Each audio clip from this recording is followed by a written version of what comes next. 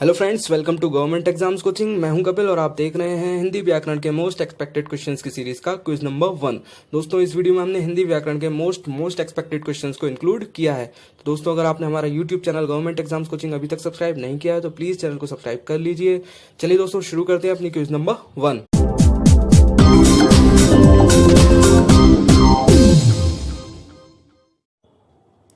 Question number 1, निम्न में से कौन सी तुलसीदास रचित कृति है? तुलसीदास ने निम्न में से कौन सी कृति जो है वो लिखी है? तो तुलसीदास द्वारा रचित जो है वो है रामचरितमानस। रामचरितमानस को तुलसीदास द्वारा लिखा गया है। नेक्स्ट क्वेश्चन, प्रतिहिंसा में कौन सा उपसर्ग प्रयुक्त हुआ है? प्रतिहिंसा में कौन सा उपसर्ग प्रयुक्त हुआ है? देखिए, उपसर्ग जो होता है वो किसी शब्द से पहले लगकर उस शब्द का जो है वो मीनिंग चेंज कर देता है। किसी शब्द से पहले लगकर उस शब्द का मीनिंग जो है वो चेंज कर देता है उपसर्ग। तो इसमें उपसर्ग कौन सा लगा हुआ है? इसमें लगा हुआ है प्रति। प्रतिहिंसा में प्रति उपसर्ग जो है वो लगा हुआ है, जिससे ये प्रतिहिंसा हो गया। नेक्स्ट, श्रृंगार रस का स्थायी भाव क्या है? श्रृंगार रस का स्थायी भाव क्या है? देखिए, श्रृंगार का मतलब होता है सौंदर्य। तो सौंदर्य से जो आता है वो होता है प्रेम। सौंदर्य से प्रेम उमड़ के आता है, तो रति जो है वो उसका प्रेम का मीनिंग है। तो श्रृंगार रस जो है वो इसका स्थायी भाव रति है। श्रृंगार रस का स्थायी भाव रति। नेक्स्ट, निम्न में से कौन पुत्री का पर्यायवाची नहीं है? निम्न में से कौन पुत्री का पर्यायवाची नहीं है? पुत्री, देखिए, नंदिनी पुत्री को कहते हैं, दुहिता पुत्री को कहते हैं, तनुजा पुत्री को कहते हैं, लेकिन दारा जो है वो पत्नी को कहते हैं। पत्नी का पर्यायवाची है दारा। नंदिनी, दुहिता, तनुजा ये सब पुत्री के पर्यायवाची है, लेकिन दारा जो है वो पत्नी का पर्यायवाची है। तो दारा जो है वो पुत्री का पर्यायवाची नहीं है। नेक्स्ट, यह किताब रमेश को दे दो, इस वाक्य में प्रयुक्त कारक विभक्ति है। प्रयुक्त कारक विभक्ति कौन सी है इस वाक्य में? वाक्य है यह किताब रमेश को दे दो। रमेश को जो है वो, इससे हमें पता चलेगा कि ये कौन सी कारक विभक्ति इसमें यूज हुई है।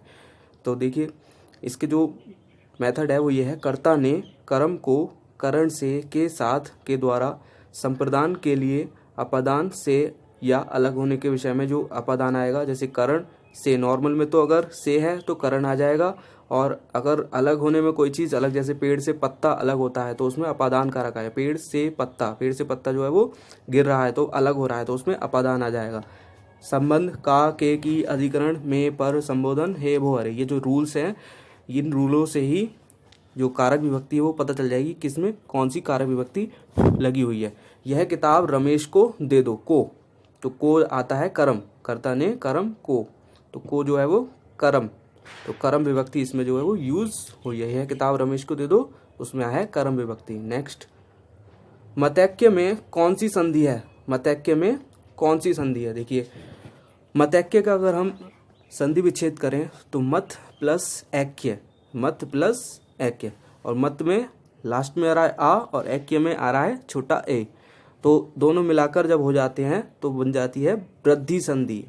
मतलब आ और ए में एक मात्रा की वृद्धि हो गई, यानी दो मात्रा हो गई, ए की मात्रा हो गई। तो जब वृद्धि हो जाती है किसी की चीज में तो वो हो जाती है वृद्धि संधि।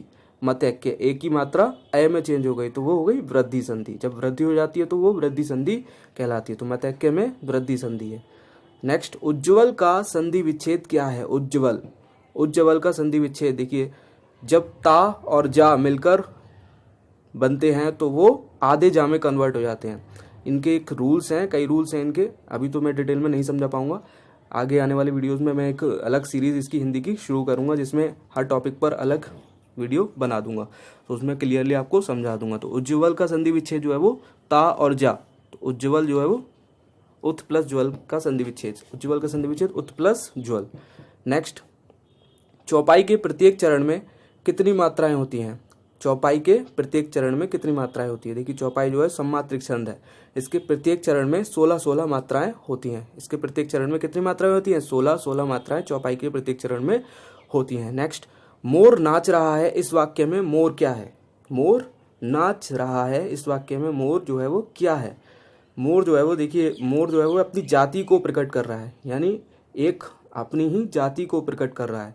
मोर जो है वो जातिवाचक संज्ञा हो गया। ठीक है जी, अगर मोर का कोई स्पेसिफिक नेम दिया होता तो मोर यहाँ पर व्यक्तिवाचक संज्ञा हो जाता।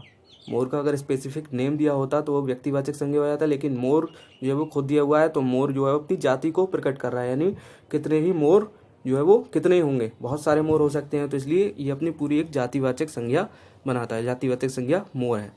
नेक्स्ट, कठिन परिश्रम करो, कठोर परिश्रम करो डैश अच्छे अंकों से पास कर सको, कठिन परिश्रम करो अच्छे अंकों से पास कर सको। इसमें क्या आएगा, क्योंकि या ताकि या फिर इसलिए। तो कठिन परिश्रम करो ताकि अच्छे अंकों से पास कर सको, कठिन परिश्रम करो ताकि अच्छे अंकों से पास कर सको, ताकि आएगा इसमें। नेक्स्ट, जो पहरा देता है उसके लिए एक शब्द क्या होगा। देखिए, जो पहरा देता है उसको क्या कहते हैं, उसको कहते हैं प्रहरी, पहरा देने वाला प्रहरी, पहरा देने वाला प्रहरी,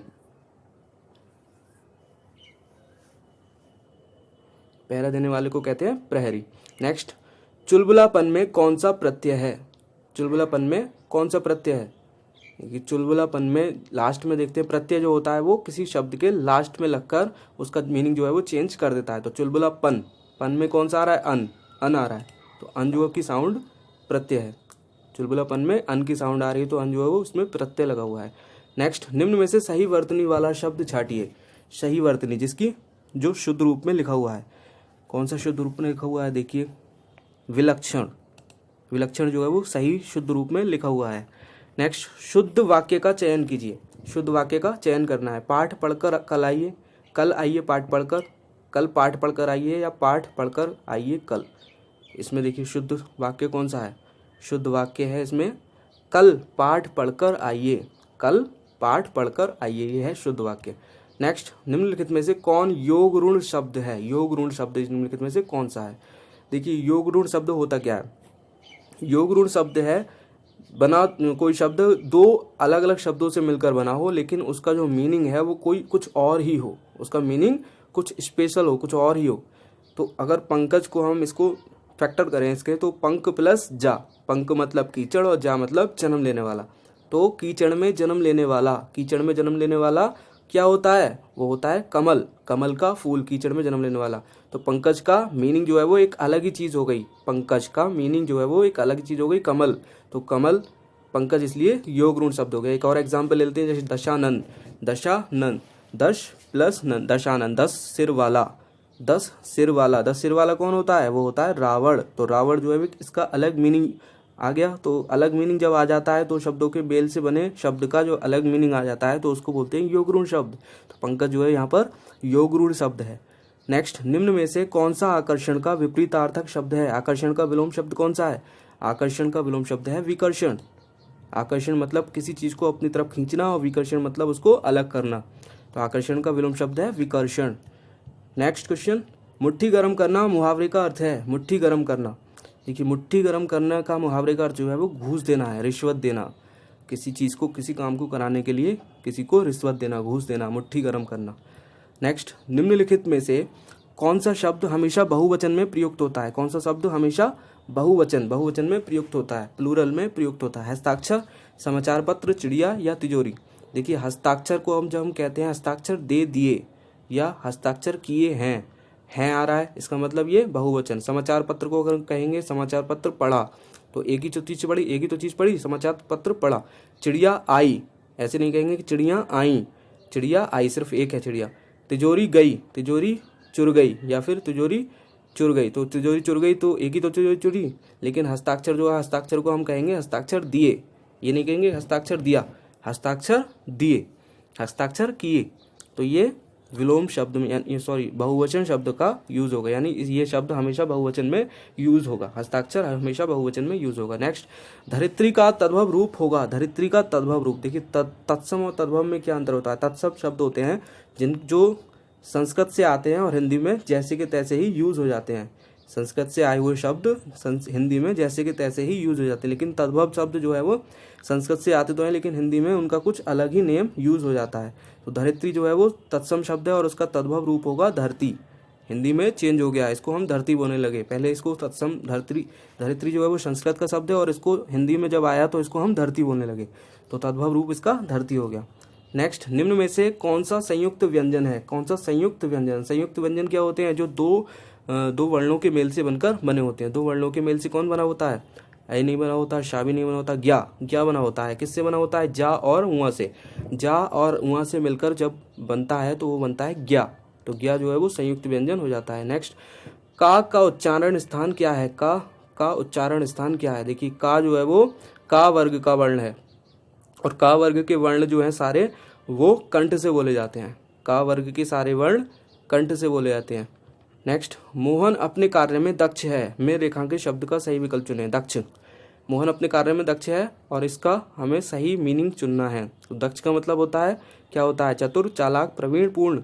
दक्ष का मतलब होता है प्रवीण, अपने कार्य में निपुण। तो प्रवीण जो है वो दक्ष का सही विकल्प है। नेक्स्ट, किस शब्द में उपसर्ग का प्रयोग नहीं किया जा सकता? मैंने बताया अभी, उपसर्ग किसी शब्द के पहले लगता है तो वो उसका मीनिंग चेंज कर देता है। तो इसमें देखना है कि किस में उपसर्ग का यूज नहीं हो सकता। अपार, अनार, अनार में अगर आ हटा दें तो नार, नार ये अलग चीज हो गई। अपार, अगर इसमें आ हटा दें, उपसर्ग हटा दें तो ये पार एक अलग शब्द है, सही है। आ इसमें हटा दें तो काल जो है ये इसका भी मीनिंग है, और आ इसमें हटा दें तो खाद, इसका भी मीनिंग। लेकिन अनार में अगर आ हटा दें, उपसर्ग हटा दें तो ये नार जो भी इसका मीनिंग नहीं बनेगा। तो अनार जो है वो उपसर्ग का प्रयोग नहीं किया जा सकता, इस शब्द में उपसर्ग का प्रयोग नहीं किया जा सकता। नेक्स्ट, कृपया जाएं, यह कैसा वाक्य है? कृपया जाएं, देखिए इसमें हम अनुरोध कर रहे हैं, इसमें हम अनुरोध कर रहे हैं कि आप कृपया जाइए। तो अनुरोधवाचक शब्द हो गया ये, अनुरोधवाचक शब्द। नेक्स्ट, कवि का स्त्रीलिंग शब्द है। कवि, कवि का स्त्रीलिंग शब्द क्या है? फीमेल को क्या कहेंगे? कवि की फीमेल को, उसको कहेंगे कवित्री। कवि का स्त्रीलिंग शब्द है कवित्री। तो दोस्तों ये था हिंदी व्याकरण के मोस्ट एक्सपेक्टेड क्वेश्चंस की सीरीज का क्विज नंबर 1। आगे भी इसी तरह की वीडियोस को देखने के लिए आप हमारे YouTube channel government exams coaching को सब्सक्राइब कर सकते हैं। वीडियो पसंद आई हो तो प्लीज़ वीडियो को लाइक और शेयर करना मत भूलिए। मिलते हैं आपसे नेक्स्ट वीडियो में, तब तक के लिए बाय बाय।